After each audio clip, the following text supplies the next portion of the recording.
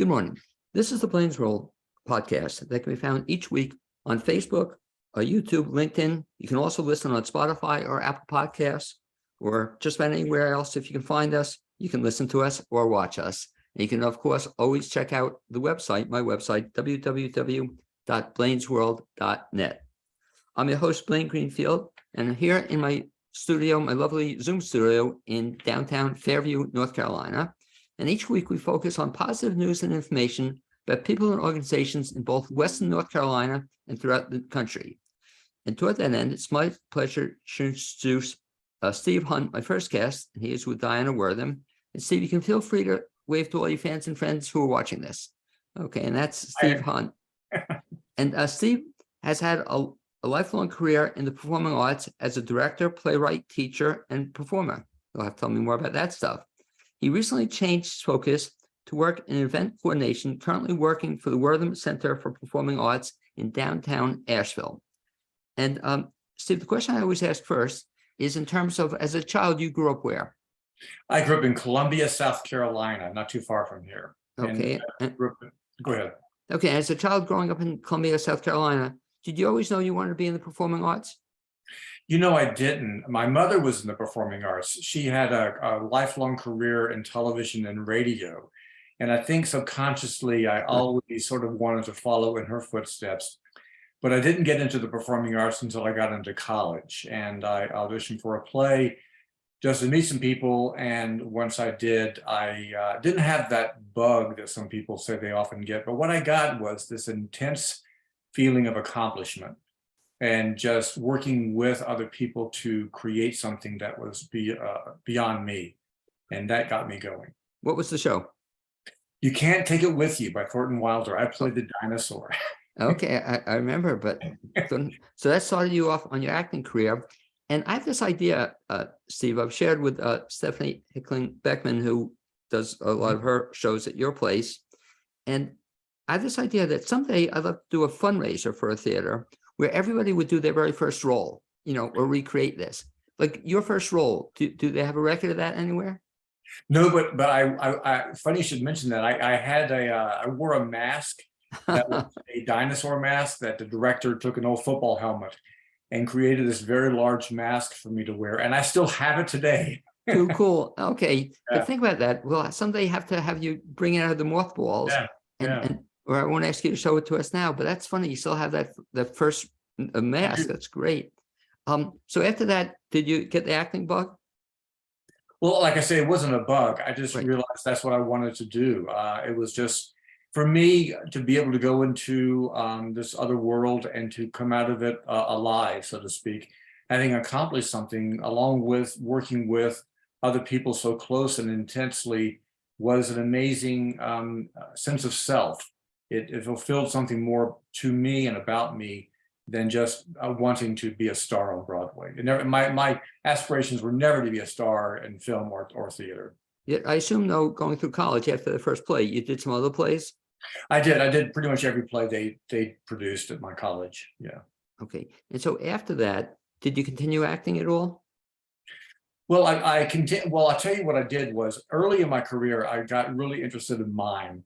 And I kind of changed my focus from straight acting to more mime, circus technique, movement disciplines. And I performed for many years as a professional mime. I called myself an eclectic mime because I didn't just do the white face pantomime that you might know from Marcel Marceau, but there's more of a new type of mime that was a kickback to older forms, commedia dell'arte type of forms of movement.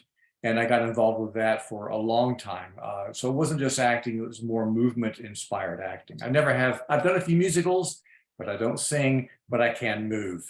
Well, it's funny you say that because when you mention the word eclectic, and that's kind of, you certainly have an eclectic background. I mean, you've done all these different things.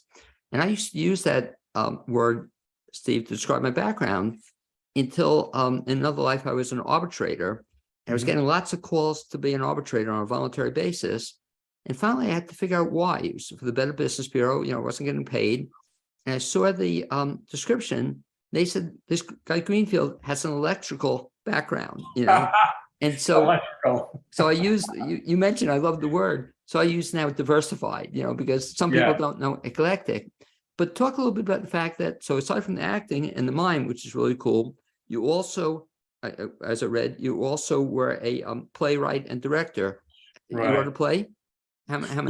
Well, prior to playwriting, as I got into acting and mime, and I also was hired by my theater department to work in the scene shop. I started doing technical theater, and I've worked with certain theaters doing that. And I realized that where that all came together was in directing. And so I went and got my MFA in directing. And that was where I felt the pinnacle was of the performing arts. And then I realized there was one more step, which was to go before all of that, which was playwriting. And so I have studied playwriting. I have had my plays done, and I have written several plays. And so I really enjoy the art of playwriting. Somebody told me, or not somebody, a couple people have told me, I'll ask people who have been actors and directors, which to prefer. Well, I'll ask you first, and then I'll Mhm. make my theory. But what do you prefer, acting or directing? Directing. Okay. The theory was I asked, and most actors tell me that prefer directing, but the reality, Stephen, you can fess up here a little bit, is that when you direct, you don't have to memorize the lines, so the Right. truth comes out, it's in some respects that people don't like memorizing the lines. But what led you into, you took the course in playwriting. How many plays have you written? Oh, I can't tell you how many plays I've written. I've written many plays. Have you? Oh, I don't know how many I've written. very cool. Have any been produced locally? Not here in Asheville, no. No, when I moved back to Asheville, moved back to the South, in my new career, I've sort of had to put some of my theater work on the back burner a bit. So Okay, but something we can maybe look forward to, or I hope but- so. Yeah, I still work on plays. Right. Okay, I'd love to see one of your plays sometime. So talk a little bit about that then. So you had this theatrical background, and then how did it kind of all coalesce to get you in back to Asheville, or not back to Asheville, to Asheville? So talk about what else you did aside from theater or Well, theater type stuff. it was kind of a strange journey. And I won't go into too many details, but my wife and I ended up in Anchorage, Alaska. That's where we met. We met at a playwriting conference in Anchorage, actually in Valdez. Edward Albee used to run a playwriting conference there, and we met there back in 2001. And after a few years of her living down here with me, I was teaching at Converse College in Spartanburg. We moved back to Anchorage, and I was working as much as I could up there doing freelance work, teaching for University of Alaska, Anchorage, and also for a school called Alaska Pacific University, but nothing full time. But while I was at Alaska Pacific, they had a job come open called Conferencing and Events Coordinator. And I'd worked with a person who had that job before, and I knew the job, and I thought this would be a great job to have, but it wasn't theater. And I kept thinking, can I even do this job? Well, as it so happens, a good friend of mine from back in school had been the artistic director of a professional theater in Creed, Colorado, Creed Repertory Theater. And he had left all of that after many years of being the artistic director of that theater to take a job as a conferencing and events coordinator at a college in Indiana. So I called him up. I said, Richard, tell me about this job. Should I apply for this job? And is it not, how does it relate to theater? And he said, it's just like being a director. Well, it seems that, yeah. You use your same skill sets as a director in organizing conferences and organizing events. And so I said, well, let me try it. And I got the job. And in addition to my doing the job, I also ran a theater for the college. So I kept my hand in theater. And so that's how I kind of got into that next area of my career. It was a career shift from doing just theater and some dance and opera to doing conferencing and events. And so my wife and I decided to move back to the Southeast. I'm from South Carolina. She's from the Southeast also. And we chose Asheville because of Asheville. I mean, it's got 4 seasons. It's in the mountains. It Sounds like me, right? supports the arts. A lot of people come here for that reason. I've been here many times before growing up in South Carolina. And there was a job opening at UNCA and events and conferences. And so I came here. When I came here, I got that job. But pretty soon the job came open at the Wortham Center for Performing Arts, and that combined both my love for the performing arts and the skills of doing conferencing and events. And so I got that job. So currently at the Wortham Center for Performing Arts, I work with performing artists, and I help them rent their space. I help them organize their events, and I assist them in getting their shows up. So And talk about a perfect job for somebody with your background. It's like almost this job was written for you, when you think about it. maybe I should write a play about Well, it. what an idea, or about a playwright, conference director interviewed on a podcast, and whatever. But I mean, that must be exciting. So that talk a little bit about then what you do, because a lot of people, I guess, never thought too much about the job. They see people put on a show or a play or do great stuff at Wortham. They never thought about the fact that it just doesn't happen automatically. Somebody like you needs to kind of help make it happen. Describe the process, if you would. Well, so first of all, the Wortham does more than just rentals. I handle all the rentals. We do a full season of Wortham Presents Yeah. shows. And also, we have education and outreach director. But a lot of local, regional, even national groups will come to the Wortham. They'll say, hey, this is a great performance space. We want to bring our show there.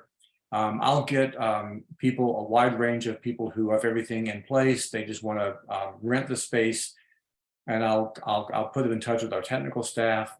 We'll work out all the details, our box office staff.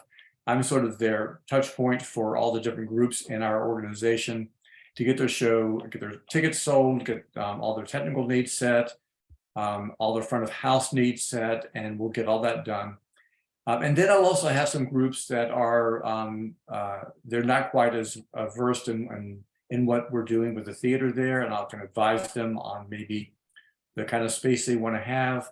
I don't tell them what to do artistically, but if they have questions about what they want to do, I can bring my background from being involved in the theater arts for so many years into suggesting something. They might want to try this, or they might want to try that, or let them know what resources we have that we can give them. And so through that process, we can get their show up and running. Well, one of the things I like about what you do, and I'm working with you, I guess, indirectly through a friend, is that the beautiful thing about it, Steve, it's sort of like one-stop shopping. In other words, that my friend, and I will mention her name, Marcy Gallagher, who we met a couple of weeks ago, and she's putting on this amazing musical that she wrote, but she never put on a show before, and so somehow I give her credit. She just walked in, and somehow it spoke to you, and she said you made it so easy for her because you took care of the beautiful thing about it. You take care of all the details, which is something she didn't necessarily want to do. Explain kind of what that entails. Well, there's a lot to it, but I'll give you one example of what when Marcy came in. She was very concerned about having her look happen on the stage, and she has 3 different performing spaces in her show. And so she was very concerned about being able to have them on the stage. And in television and film, you can do that by just focusing on one spot. But in a theater, the audience can look anywhere they want to look. You have to tell them where to look. And one way of doing that is with lighting. And so we talked about how we can make her show come alive so that the audience is looking over at one point when we want that scene to happen, and then they can look at another point when another scene is happening. And so we talked about that, and now she's hopefully happy. Oh, very happy, yeah. Realize her show in our space. Well, the other thing too, with your space, and we should talk about actually a couple of spaces. So Steve and I are right now talking about, you have this magnificent black box theater. And for the folks who aren't familiar with the black box theater, if you would distinguish that between that and your main stage. Well, the Dinah Wortham Theater is a 500-seat proscenium stage theater. The Tina McGuire is a black box. We have a third space called the Henry LeGrun Studio. But the one thing that separates a black box theater from, say, a proscenium theater is what we talk about, the audience and performer relationship, which is, in live theater, live performance, the audience and the performers are in the same space. And the Dinah Wortham, they're on one side of the theater, and the actors or the dancers are on the stage. In a black box, you can change that all you want. You can have the actors on one side of the theater, the audience on the other side, or you can mix them up. You can have the audience surround the actors. You can have the actors performing within the audience. And so that's what makes a black box a black box. It is a versatile performance space that you can alter the relationship between the actors and the audience, however you want to do it. For this play we're talking about, she's doing it as basically a proscenium style. Right. So we have all the seating on one side of the theater and all the playing area on the other side, which is very intimate. There's only about seating for, at the max, probably 80 people for her show. So that means that the audience is right there with the performers as they're doing the show. The nice thing about anybody who comes to see Marcy's show or any other show you have here, I'd say there's certainly in the Black Box Theater, there's no really bad seat. You know, everywhere you go, you're going to be able to see something. But the most amazing thing about that part of your facility is when Different Strokes, for example, one of the recent shows, I couldn't believe that they had a tree on stage. That's right. And but it was so cool, you know, and you know, it really felt like they were at the tree and they were, you know, it's just beautiful the way that was done. I thought it was pretty cool. And for those who saw the show, you'll know the tree wasn't just on the stage. It came out over the audience. Right. Oh, So it's like the audience was sitting underneath the limbs of that tree. yeah. And that was really, I think, very creative. You know, who would have thunk you could have a tree on stage, and it was such an integral part of the show, you know.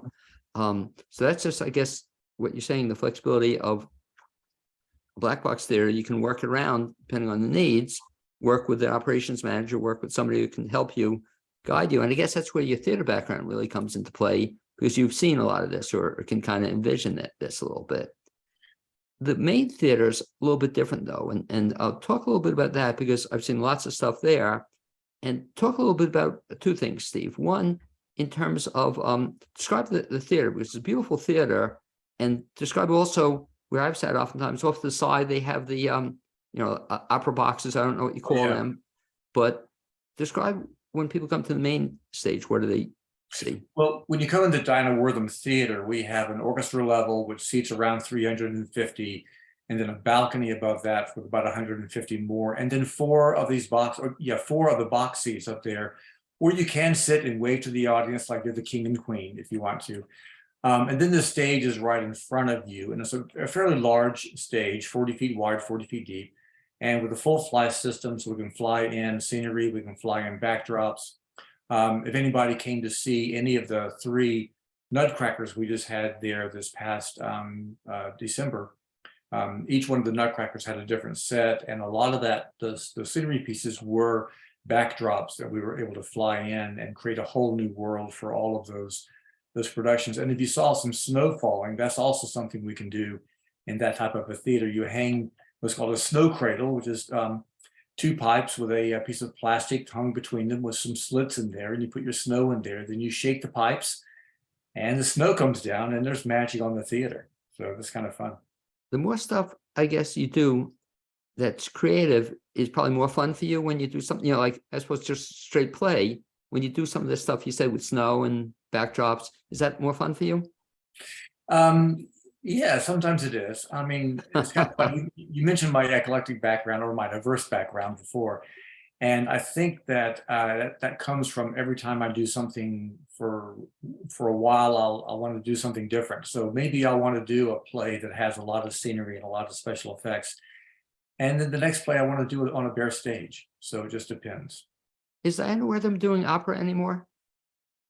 We're not doing any opera. We do have some choral groups. Of course, we have singers there, but not opera per se. No, that's kind of sad too.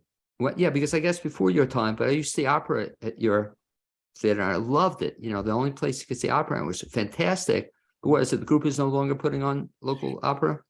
They, from what I've heard, they went out of business before I came. But that would be nice to have an opera company in town. Yeah. So we can't blame you then for it going out of business before you came. Well, no, you can blame me if you want to.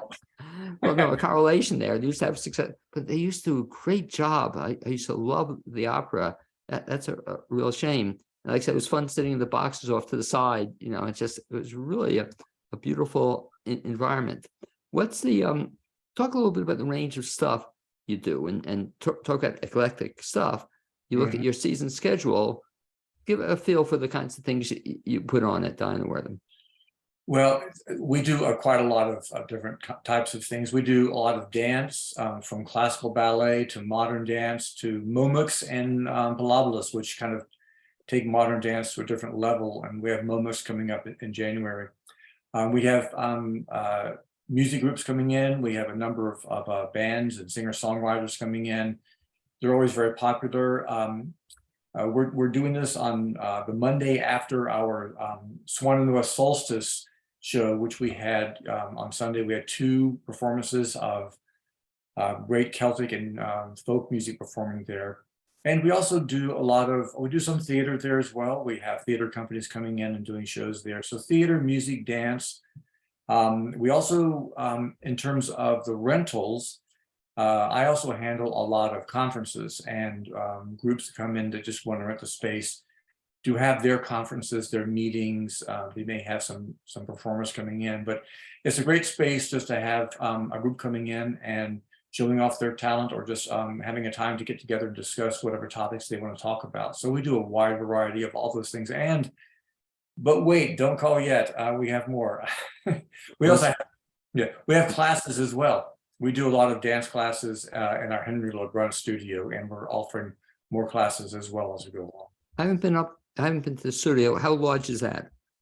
The studio is smaller than the Tina McGuire. It's got mirrors on one side. It's like a dance studio with a wooden floor, and holds maybe we have had a few concerts in there, jazz concerts and singer-songwriters, and have had about 65 to 70 people in there.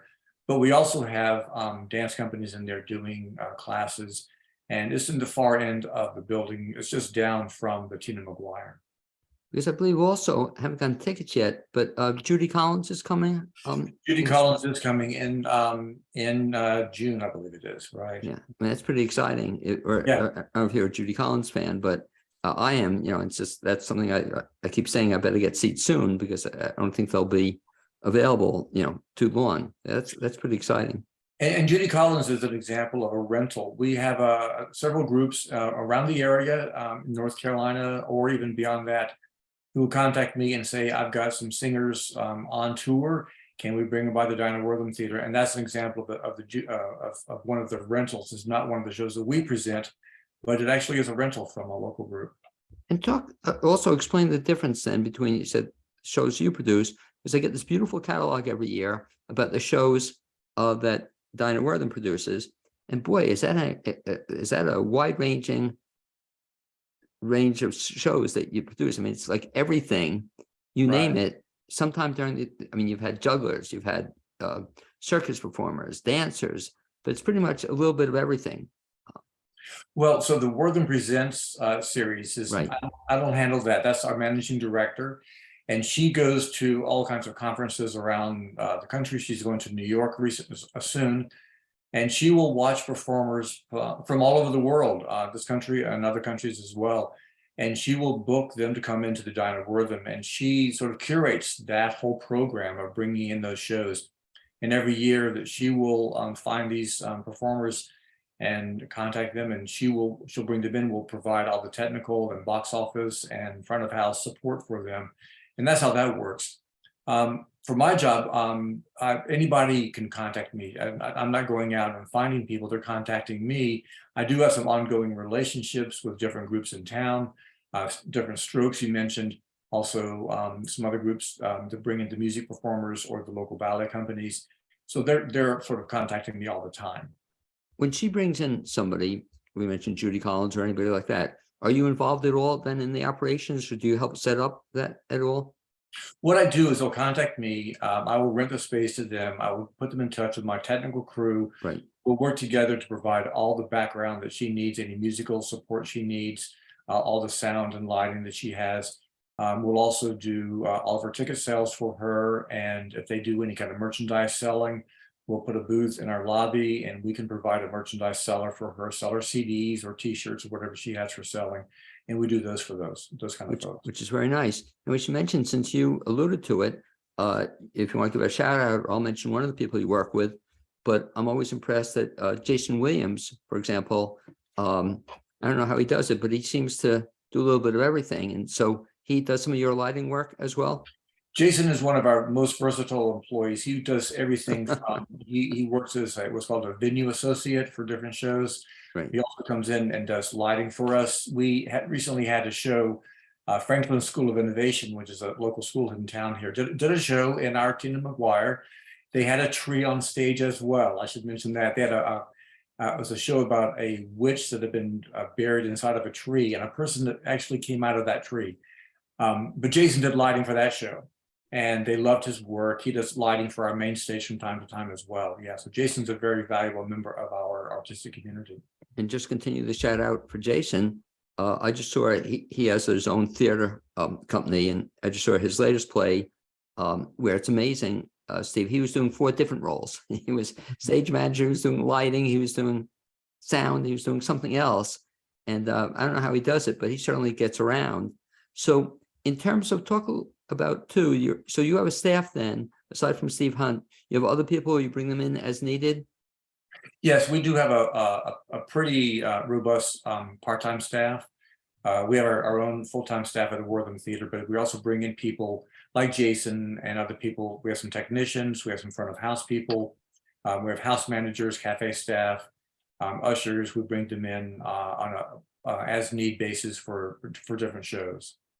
It's funny, after you and I spoke a couple of weeks ago, we were at pizza across the street, and the guy who does he heard us talking, and the guy who does your sound was there. You know, we started a conversation with him, and it's just kind of cool. He says, "Are you doing this at Steiner Wortham?" And we told him we just met with you, and so a small world.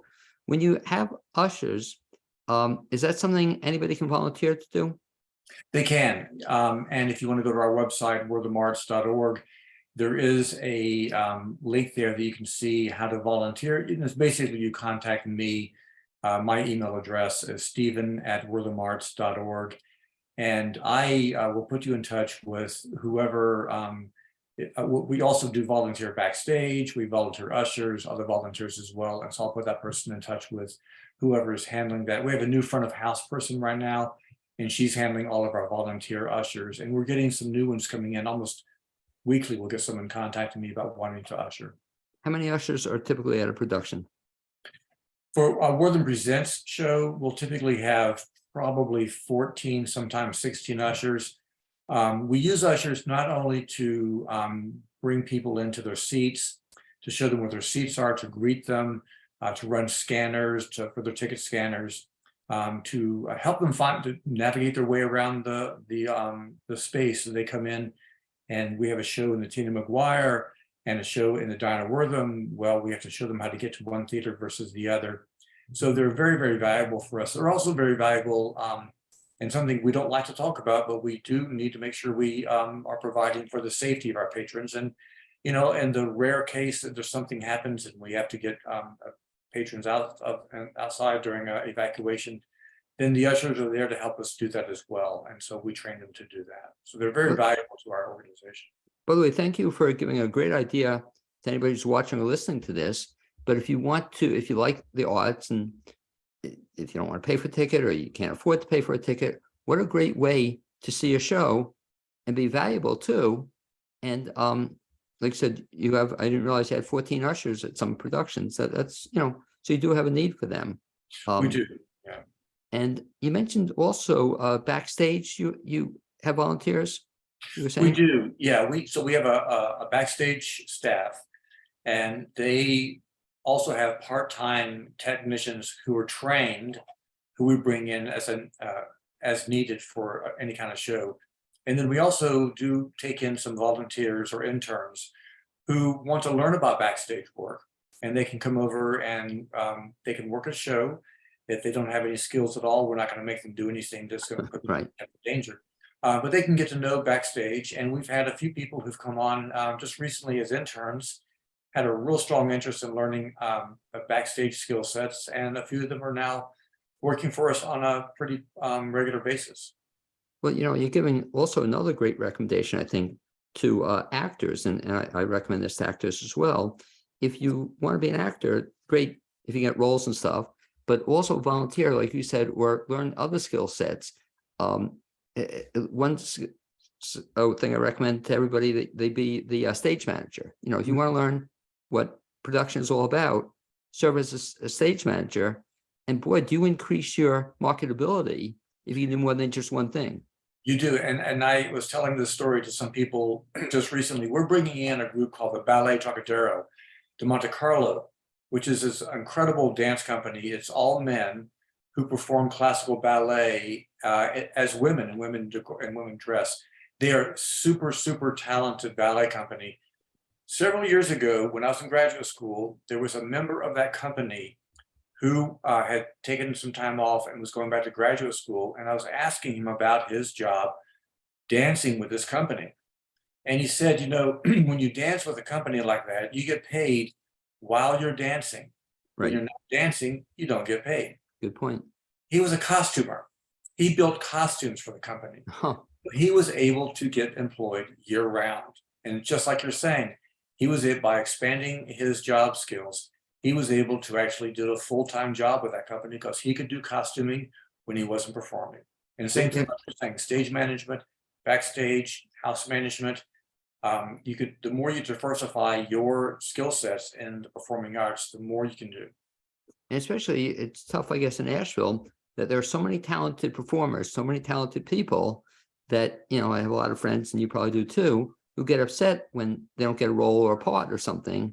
But every show, that's kind of cool you mentioned that every show has, I don't know the ratio, but number of actors to other people who put on the production.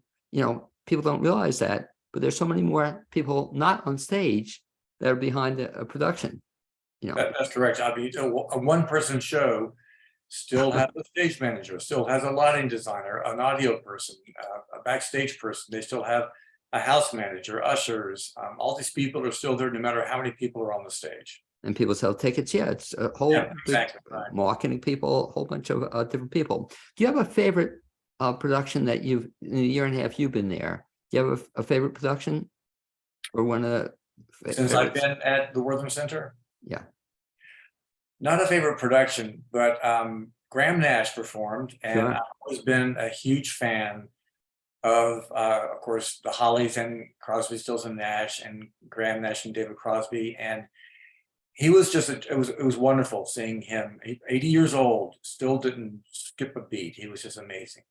So even though you're involved in putting this on and doing all the behind scenes work, you got to see the show as well? I did, yes. I get to see a few shows every now and then, and I got to see, Okay. That must be exciting. If folks want to find out more about some of the stuff you've talked about, best bet is to do what? you can go to our website, Wortham Center, worthamarts.org, and you'll see everything on there from our Wortham Presents series to, you'll see any of our rentals are also on our website. So they can go there and purchase tickets to any of our shows. If you want to call the box office, the number is 257-4530. I had to look at the number there because I don't often call my box office. But yeah. And let's talk about contacting you directly. So if folks, based on what you're mentioning today, have an idea, maybe wanting to use the space, either upstairs or the Black Box Theater or the other one, they would contact you directly then? Yes, you can contact me as Stephen with a V, Steven, at worthamarts.org. And probably the best way to contact me, you can call me, you can go on the website and find my phone number. But I get so many inquiries. A paper trail always helps me. I've got files and files on my computer of different emails that I'm working with. And we'll talk on the phone, but emailing is a way that I can keep things kind of straight and organized in my world.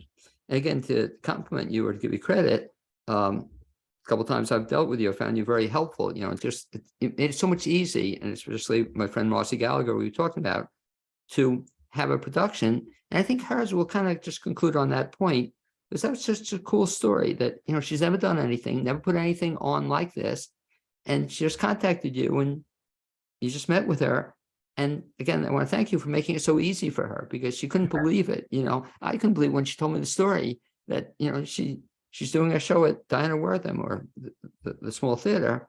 That's to your credit for making it easy for people. And I guess that's what you try to do, is make it as easy as possible for them. I do, but I think it's also just part of my passion as well. I really like to get involved in doing live performance. And it's fun to work with people like Marcy, just to get her show up. It's just exciting for me. Quick funny story, and I'll get your opinion on this as we close. One of the things I love about live theater, and I do, I have one problem that I can never be negative about it, because if I know somebody, I don't want to give a negative review or a negative comment. I want to support live theater. Movies are different. So I'm speaking to Marcy's husband, and I think you may have met him too, Tom Gallagher. Mhm. And he's a local voiceover guy. And I'll get your opinion on it, and I'll tell you the story. So when I see a production at Steiner Wortham, before the show, the curtain speech, they can be either live or recorded. What are they typically, when you make a curtain speech? Do you have the people record? Do some of them are recorded? Some of them are recorded, yes. So I'm having a discussion with Tom a week ago over breakfast, and say, I don't know about you, Tom, but I love a live curtain speech. I love meeting the person. It wouldn't be Steve Hunt, but whoever it is. And he said, no, he doesn't like it. I said, Tom, what do you mean you don't like it? He says, he only wants them to be recorded. I said, Tom, what are you talking about? That's how he makes his living. He does. Oh, He's a voiceover Mhm. person, and he's done several theaters and shows, and it's a great voice. And we had such fun out of that, saying, because I love the personal contact. I love seeing Steve Hunt. When the opera was on, I loved seeing the opera person in charge of the opera get on and welcome everybody to the theater. It's just a different feeling for me. Never hear a recorded announcement. That's just me. But so just keep that in mind. If you ever need a recorded voice, Tom's is the best at it. But it's just funny. He said, I was talking with Marcy. She's probably going to do her own curtain speech. But I thought it'd be fun to have recorded voice. But he says, no, I mean, to have a live person has recorded, but Tom likes a recorded voice, so I guess that's it. Anyway, Steve, I'll ask you one last time to repeat contact information if folks want to get in touch with either Steve Hunt or Diana Wortham. Best bet is? Yeah, if you want to go to the Wortham website, worthamarts.org, you can find information about me on there and anybody else you want to on there. If you're interested in rentals, go to the About tab, and then from there you'll see rentals. And you'll see information about all the rentals, how you can, all the policies and the fees and things. And also you'll see contact information from me, or if you want to contact me at Stephen@worthamarts.org, that's also a great way just to get a hold of me. Okay, and I'll encourage also folks to come see a performance at the Wortham Center, because beautiful facility, phenomenal entertainers from, as you were saying, around the world, and you'll have a good time. Steve Hunt, thank you very much for being my guest on this first half of the Blaine's World podcast, and I look forward to seeing you probably in the near future. Well, thank you very much for having me, and I hope to see more of your shows and your podcast coming up soon. Okay, great. You will be well. Speak to you soon. Thank you very much. Okay, and as Steve kind of works his way out of the studio, let me see if I can bring in the my other guest. If she's with us, we'll admit Lauren. And as we're talking, Lauren, can you hear me okay? There you go. I can hear you. And just as Lauren's setting up, I should mention that you're watching or listening to the Blaine's World podcast. We're heard at least once a week, sometimes twice a week, on Facebook, LinkedIn, YouTube. We're also on Apple Podcasts, Spotify, you name it, you can find us. I'm just checking. Lauren, you can hear me okay? I can hear you. Now I can. Great. Okay. So I should mention our second guest today is Lauren Steiner, and she's a journalist and activist and host of The Robust Opposition. I love that name. And Lauren, before I mention anything else about you, you can wave to all your fans and friends who are perhaps watching this.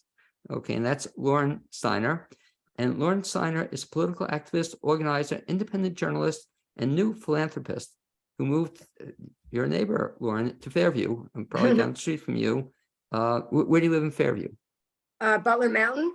Okay, don't know it. Where, or Charlotte Highway, opposite Yeah. Angelo's.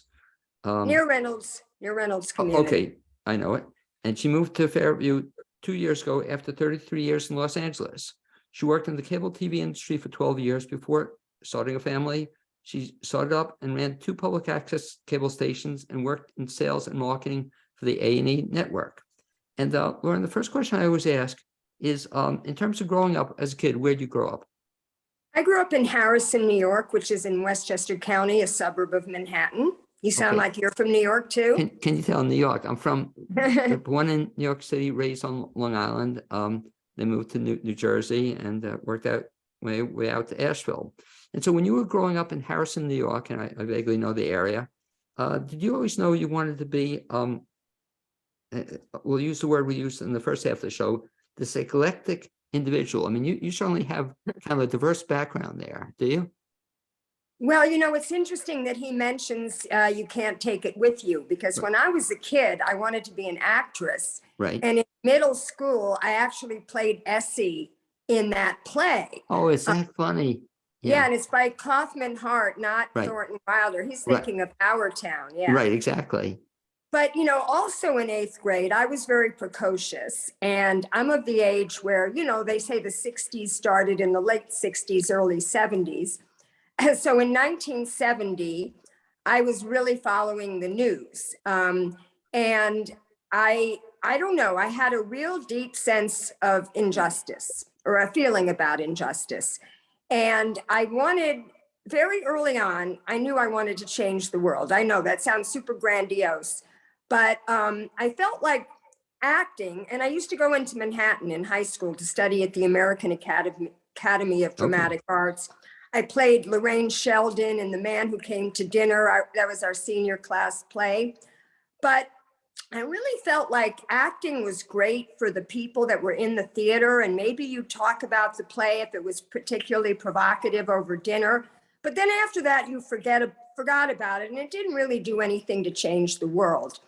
At that same period of time, you might remember, Barbara Walters was hosting the Today Show. Sure.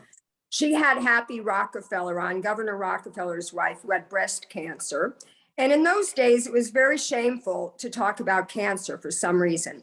She talked about it. The next day, 50,000 women made appointments to have mammograms. Wow. Similarly, Geraldo Rivera, when he was a reporter for Eyewitness News, uncovered the atrocities of the Willowbrook Mental Institution. And within days, that was shut down. So I was like, wow, look at the power of television.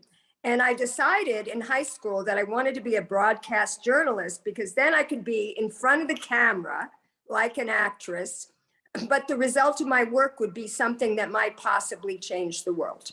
Well, the story reminds me very similar to Katie Couric, it was Katie Couric whose husband died because he didn't get a colonoscopy, and then she was the one who did a colonoscopy live on TV, I think. Wasn't it Katie Couric? I think so. Yeah, same kind of story, that nobody ever wanted to talk about colonoscopies. Nobody ever even kind of thought about them until she was on national TV doing a live colonoscopy. And your point's well taken. It's changed lives, a lot of lives. So you study acting and you're performing.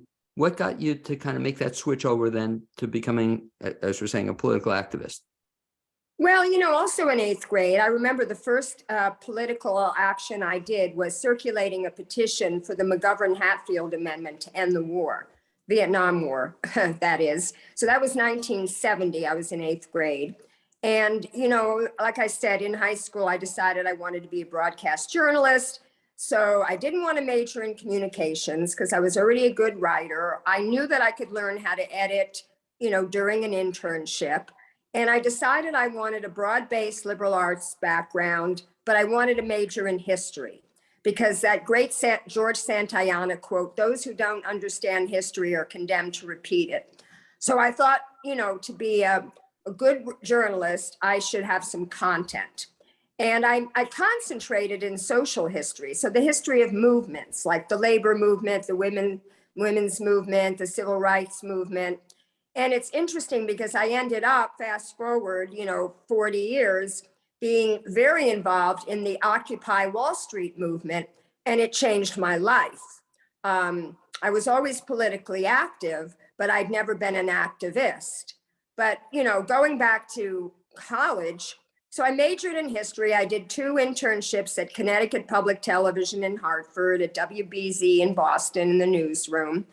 And then I graduated and I thought I would move to Boston, a smaller market, to try to get my first job, and was not having any success, and ended up falling into public access cable TV, which I'd never even heard of. I never even heard of cable TV when I was in college, but the early 80s was the heyday all the companies were going after the last remaining suburbs that had not had cable systems built. My first job was in franchising, trying to get the license for the company I was working for. And I would go to these cable advisory committee meetings, and people would see me make presentations and answer questions and read my writing. And one of the competing companies said, I heard you want to be a program director. We just won the franchise in Lexington, Massachusetts. How would you like to do that? And I'm like, yeah. So when I was 24 years old, I was running my own cable TV station, albeit, only seen in about 7,500 homes Right. in the town of Lexington, Massachusetts. It's funny, you bring back memories here, because in town where I used to live, yeah, I was on the cable advisory committee for a bunch of years. And that was the big thing, you had to sit on it and then hold the hands of these people who had the cable franchises. But at the time, it was kind of a big deal, that I don't, do they even have cable advisory committees anymore? I don't think so. I don't And think so. Nashville, they probably hire a consultant. That's what they hire consultants for everything. Yeah, and pay big bucks for it too, Yeah, But, exactly. wow, very cool. So 24, you all of a sudden heading a cable channel. Yeah, I mean, channel. I had 4 employees. I had 12 interns. After a year, I had trained 200 community producers, and we were producing 20 hours of programming, original programming a week. We were doing news shows, sports, public affairs, cultural programming. It was incredible. But, I was only 24 and I had bigger dreams, and I ended up moving to New York, where I got a job, like you mentioned, with A&E, when A&E actually did have arts programming, and it was good quality programming. It wasn't just reality shows and syndicated Can series. you imagine? How long were you with A&E? I was with them for about 4 years. I did sales and affiliate sales and marketing. So I was selling the network to cable systems all over the country. And that's how I got out to Los Angeles. And I was in Los Angeles, which was the heart of television production. And at the time, I wanted to work in movies of the week. I don't know if you remember that, but Sure. That's what they did, all the social issues, like The Burning Bed with Farrah Fawcett, The Day After about nuclear annihilation, and I thought, oh, gee, this would be great, because people are more interested in something that they watch that's dramatically presented than something that's just kind of boring news or public affairs.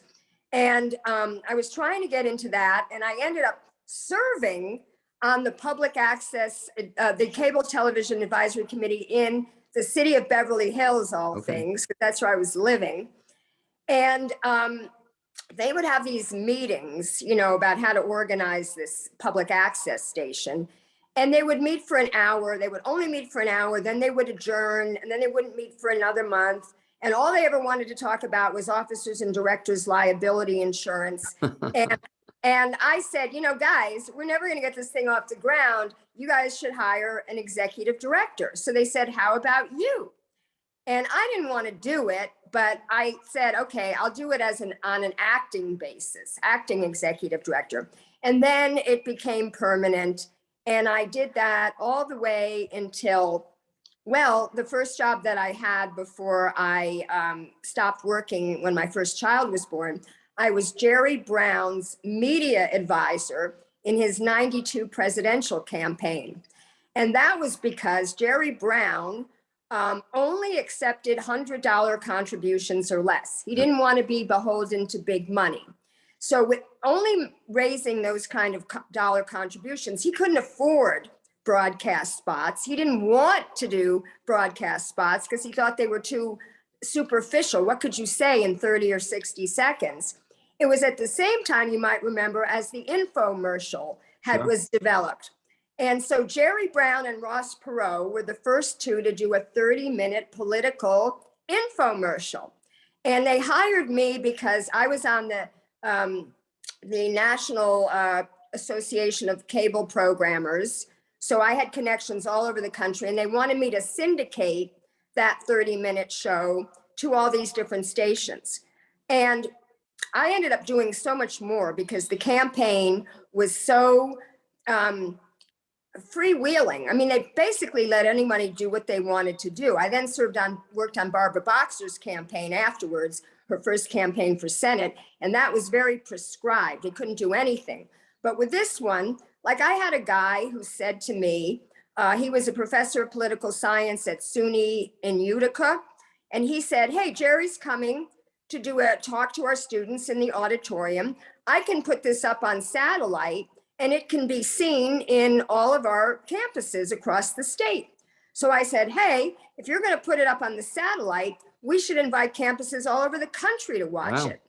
So we got 60 campuses, and he was sitting there taking questions on the telephone because it was before the internet, of course. Right.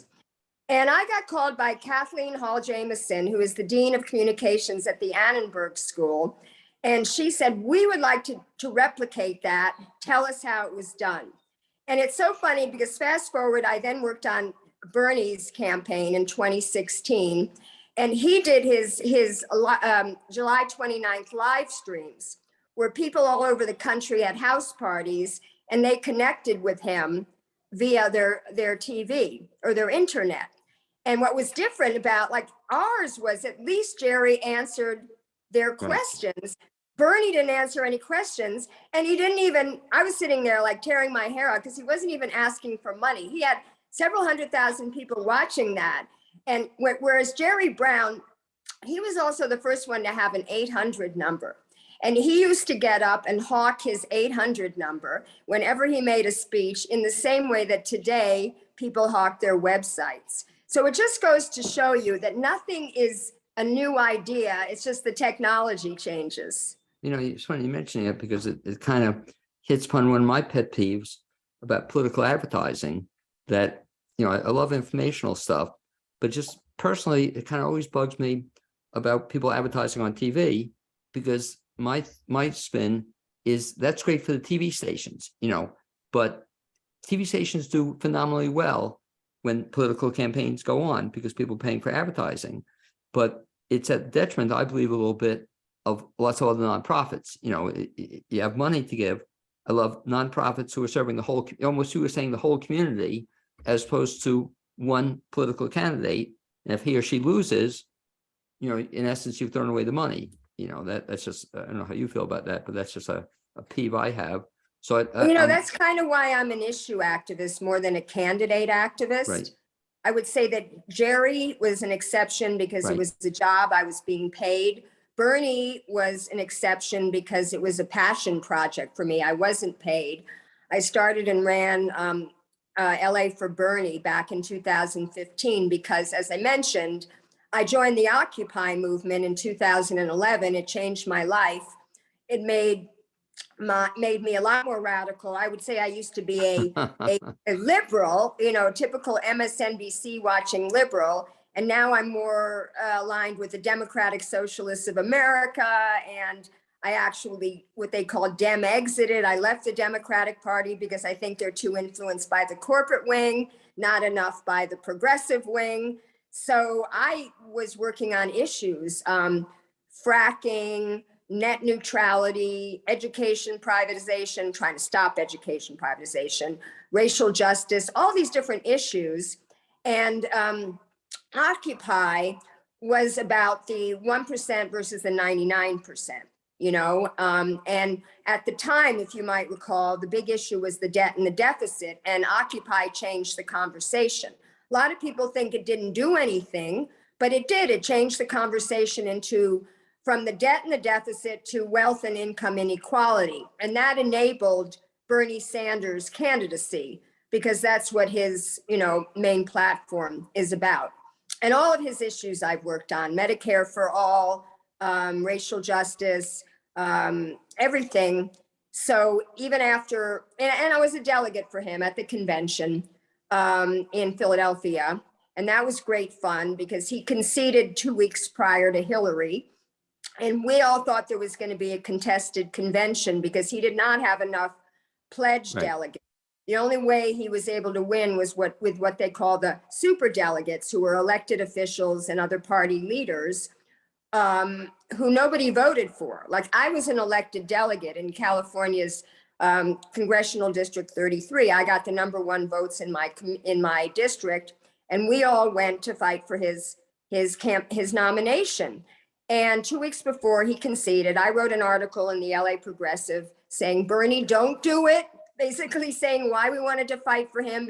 And we appeared at the convention with the issue of the Real Clear Politics map blown up that showed all the states that Bernie would beat Trump. And these were exactly the states where Hillary lost to Trump. But, you know, he had conceded. He was a good party person at that point.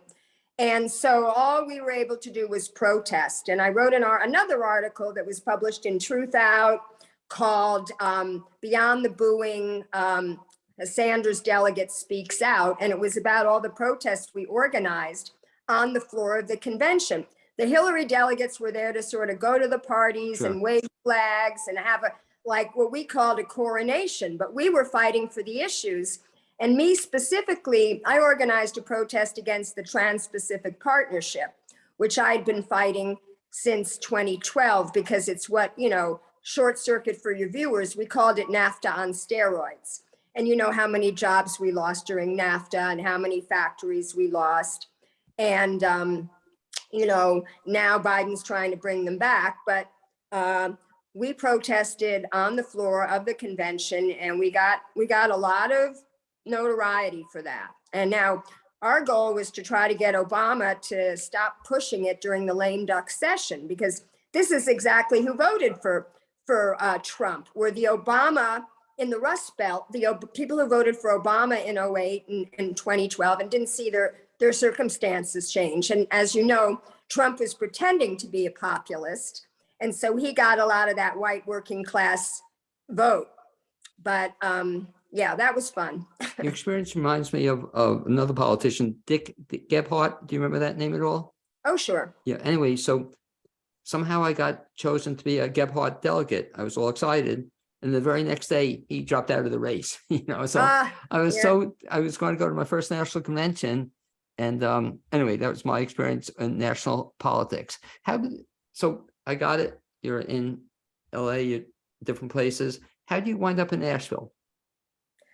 Well, you know, I'd been in Los Angeles for 33 years when I moved. And when I moved out there, I thought it was just going to be a lark. You know, I had an opportunity they were opening up a West Coast office for A&E. My boss was a little wary of going. He didn't want to leave the locus of control, you know, where he would report directly face to face to his boss. And I said, no, we'll go out there. We'll make a great success of it. And he was kind of competing with the other account executives that were going to be remaining behind in New York.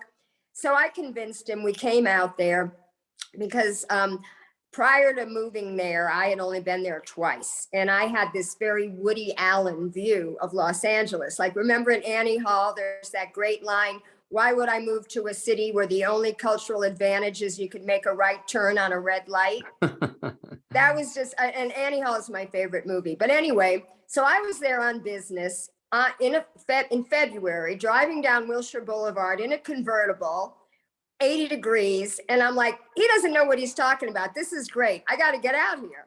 So I moved out there. And then the next thing you know, I got married. I had kids. You make a life. And, you know, the next thing you know, you're there. It was basically a third of my life. And when the pandemic happened, I was kind of like, you know, if I don't move now, I'm going to die in this house. And I came as a young married woman at 30.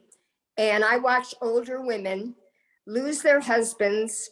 Then they sort of lost their health. I would watch the daytime caregiver come, and then the nighttime caregiver come. And anytime I'd be walking my dog, I'd see the lights of the TV on. And I thought, you know what, this is going to be me. If I don't go now, while I still have my health, my energy, my pep, you know, this is going to be what the rest of my life looks like. So Asheville sort of for me was act 3. You know, we're using these play analogies tonight. It's going to be my act 3. And I chose it because my son was here for an alternative educational program when he was in 9th grade, which was about 10 years ago. And I came out here and just fell in love with the place. And was always thinking about moving. I looked at other small cities, Boulder, Austin, Portland, Seattle, Burlington, and I kind of narrowed it down to Burlington and Asheville, and ended up choosing Asheville because of the milder winters. Sure. Yeah. Yeah. Sort of what we did too. So you wound up in Asheville area or Fairview, your neighbor here. And so you've done all these different things. When you came out this neck of the woods, what did you want to be doing, or what do you see yourself doing? Well, I continue to do my show. I don't do it as frequently because I lost a lot of viewers. I think it had a lot to do with the algorithms, with the pandemic, with my move. I used to get several thousand views for my shows. Now I'm lucky if I get several hundred. And, I still like doing it because I interview very interesting people. I did a 2-hour interview with Daniel Ellsberg, for instance. I've interviewed Bill McKibben twice.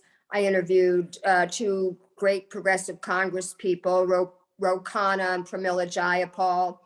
And I interview other organizers and activists. So for me, and authors, like I read a lot of interesting books and then I interview the author and other independent journalists who are writing on issues that I cover. So I always knew that I'd continue to do my show. But like you said, before we went on the air, I kind of do it when I want to now. I used to do 1 show a week, sometimes 2 shows a week.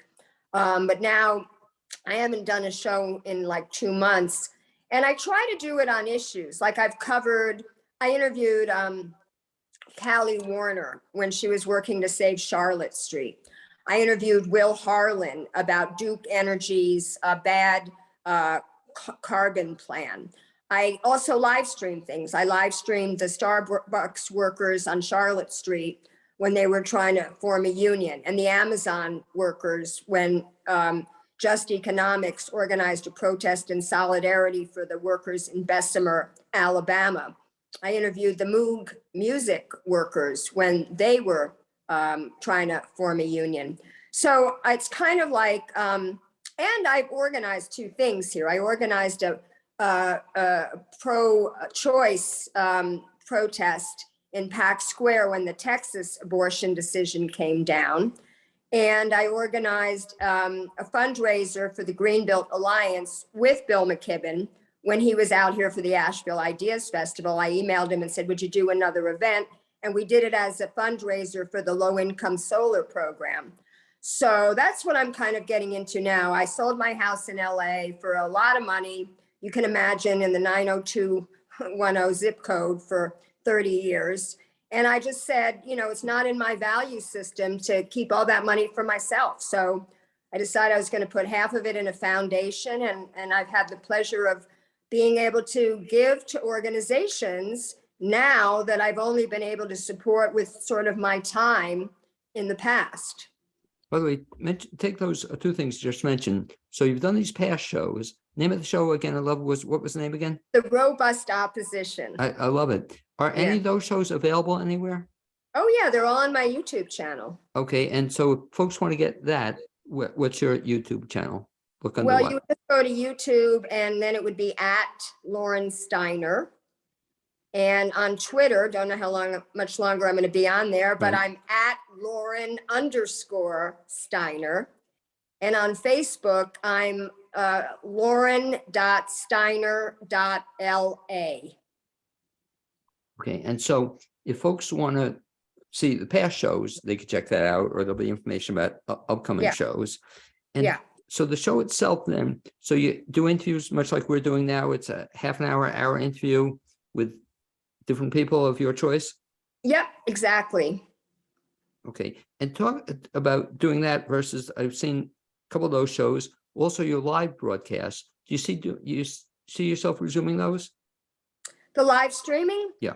I'm kind of like, I'm kind of winding that down because I feel like moving out here to have my Act 3 doesn't mean that I have to do everything that I did in LA. And I was kind of known as the person that if there was a protest going on, you could be sure I'd be covering it. But Wait, now I find that hard to believe. Really? No, I'm just kidding you. So now you were saying about. Well, I don't really feel like I have to. Sometimes I feel a little bit of guilt, like when something goes on and I don't cover it. But then I think, leave that to the next generation. Every single one of these organizations has volunteers and members who all have smartphones, who could just as easily do what I do, which is hold up the phone and, live stream the protest. And I'm trying to get more into like a mentoring role. Like I've had several conversations with Jennifer Hampton of the Food and Beverage Workers United, and just trying to help the North Carolina Medicare for All Coalition and some of the climate organizations here, just in terms of, because I also studied this. In 2015, I took Marshall Ganz's class at the Harvard Kennedy School of Government called Leadership, Organizing, and Action. And it was a wonderful class. There was 121 people from 26 countries. It was online. And I really learned there's an art and a science to being an organizer. And I feel like, now that I'm older, I can help more. I don't always have to do, I can help. Well, an organizer, can you believe he can even become president of the United States as an organizer? Who would have thunk that, some guy could become president that way? Listening to you reminds me of sort of a little bit of my background. And when I retired from college teaching full time, I called myself a rewirement expert in training. So I wasn't retiring or rewiring. And one of the beauties of what I hear you doing is you have the flexibility to do whatever you want when you want it, not having to be locked into doing the same old, same old. So I love what you're hearing you say, that this is chapter 3 or whatever you want to call it, but a chance to do something different, whatever the something different is. So that's kind of cool that you do that. In terms of, talk also about something you said, but even with your background, about what a great opportunity for younger folks to talk about mentoring, learning skills that they can then transfer and use other places, in terms of getting involved as a volunteer or getting involved in some of these courses. What's your recommendation? And you said you have a son. How old's your son? My son is 25. He actually moved out here with me. He's working at Tupelo Honey. He's got ADHD and has not been able to do college, sadly for me, because I love learning. Right. But he's not as interested in that as I am. And he is one of the 49% of Americans in that age group living with their parents. So there's absolutely no shame to that. And quite frankly, I'm happy to have him as company in the house because I'm not married, I'm divorced, and I feel I'd be awfully lonely, living in this big house by myself. So I'm happy to have my son, even though I don't see him like a lot. He's busy. My older son is a musician and a health fitness instructor living in Portland, Oregon. And what else? What was your question? You're saying, just as an opportunity for people, or especially younger folks, getting involved in the community or getting involved, as your experience kind of showed, as a volunteer, or getting involved with some of these nonprofits or the community groups as a great way to expand your horizons. Yeah, it was great for me socially too, because when you move out here and you don't know anyone, and I knew a couple of the Bernie delegates. I knew Cecil Bothwell. Sure. And a couple of other people who have since moved. I made the acquaintance of Jeff Rose. I didn't realize he was a Bernie delegate. But obviously, when you get involved with organizations and causes, and you could see I'm clearly an outgoing person. I'm no introvert. I'm not ashamed or shy about calling anybody out of the blue and saying, I'd like to interview you on my show, or I'd love to have lunch with you. I mean, I'm having an informational Zoom meeting with Amy Mandel tomorrow. I don't know if she minds my saying this, but she started ZEDEC. It's a charitable foundation, and she's kind of passed the reins on to that. And so I want to kind of talk to her and figure out how she picked her priorities, the causes that she's giving to, because I feel we're kind of like-minded individuals. And she's a little worried about COVID still, so that's why she suggested we meet online, but that's fine. And Yeah, so I'm making new friends here, and I feel that people are very warm and welcoming. The Southern hospitality. The only thing I can't stand is everybody's yes ma'aming me to death. Everybody says yes, ma'am. Well, you were mentioning as we began, where am I from in New York? And I still have trouble, or the thing that bugs me is when people don't like the way I say you all, Yeah, it's you all with a New York accent, I guess, or something. right, So right, right, right. I don't quite have that. But you mentioned something else interesting, that you started or in the process of starting a foundation. Is that off the ground? Yeah. It's called a donor advised fund, and it just enables me to give through, like I set it up at Schwab Charitable. Right. I was going to do the North Carolina Community Foundation, but quite frankly, their fees are a little bit higher to manage the donations. And I don't really need anyone to choose the organizations that I'm going to give to because I know them so well from my political activism and involvement. And it's just the easiest thing on Schwab to do a grant. You can do it in less than 2 minutes.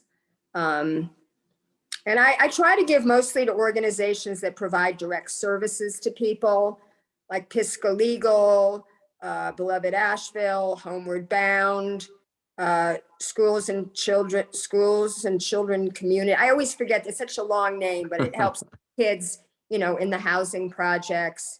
And I also give to independent news outlets because that's where I get my information. I do subscribe to the LA Times, the New York Times, and the Washington Post, but I also read and contribute to Common Dreams, Truth Out, The American Prospect, trying to think what else, In These Times.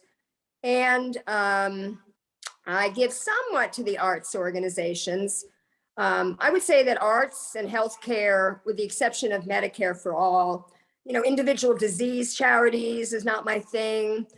To be honest, I joined the collector's circle of the art museum more to meet people than for any other reason. And they've had some lovely events there. And teach me about something you just explained. A friend of mine does that also. So if anybody's listening or wants to get involved, not only in terms of some of the things you support, but how do they set up their own, I guess, fund through, you mentioned Schwab, or there are others out there too. How is that done? Well, it's called a donor advised fund. And all you have to do is, you could go over. I went over to the South Asheville office and met with a guy by the name of David Vance. He assures me he's no relation to the Vance Monument, Right. Zebulon Vance. And he helped me set it up. And then once you set it up, you can just, you can have your account on your phone. And like I said, less than 5 minutes to make a grant. And you can invest your money. Obviously you're putting in a big chunk of money in the beginning and you're giving it out over time. And they have different investment vehicles, but I know enough about the market to know when I set this up last December, I did not want to be in the stock market. And I was right because it's only gone down like 23%. And after I was divorced, my only other significant relationship was with a guy who is an investment advisor for Morgan Stanley. And you might think that's funny because in Occupy, we used to protest these banks. And here I was dating one, but he's just a lowly broker. He didn't have anything to do with tanking the economy back in 2008. And he's also very conservative. He actually it's a point of pride that he doesn't sell what they call structured investments, because that's how these brokers make a lot of money. He puts his clients mostly in bonds, and he encouraged me to keep my cash in treasury bills because, the Fed is increasing the rates right now, trying to tame inflation, even though all they're doing is trying to cause unemployment, which is terrible. But for savers, for people, there are very few people in this country that actually have money to save. They haven't seen such interest rates for CDs and whatnot in over 10 years because the Fed's been keeping the rate at 0. Now they're hiking it up to 5% before they stop. And I bought treasury bills.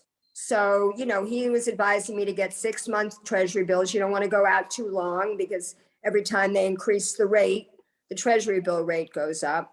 So I was able to, because at my age, at my level, I just want to preserve capital. I Right. don't want to, I don't need to make any more money. As I said, I'm giving half of what I have away as it is. So that's really an important thing to pay attention to. Lauren Steiner, if any folks want to follow you, and I certainly encourage people to follow you in a variety of different ways, what's the best way to find out what you're up to? Well, I think my Facebook page, because I post a lot of interesting articles there. I do my show there. I am, looking at my direct messages. I accept you can follow me. I mean, I have like 7,800 followers there.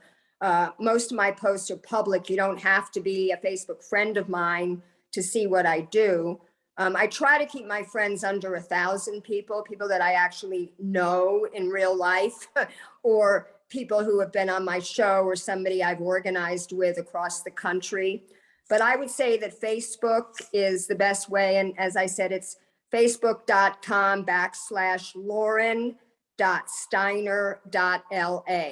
And anyone can, like I said, private message me there, and I will see it and get back to them. Okay, well, I'd like to thank you for being my guest the second half hour on the Blaine's World podcast. Also to Steve Hunt, my guest on the first half hour, and as well as my producer, Kathy Tisetti. And I look forward to having you join me each week on Facebook, YouTube, LinkedIn, Spotify, you name it, you can find us. And also I look forward to actually seeing you in person at some point in time, Lauren, where we'll see each other in Fairview. That would be better. Yes, we'll have lunch at the local joint. Thank you so much for having me on. It's been a pleasure. Okay, likewise, and stay with me for just a second. Okay, Lauren, speak to you soon.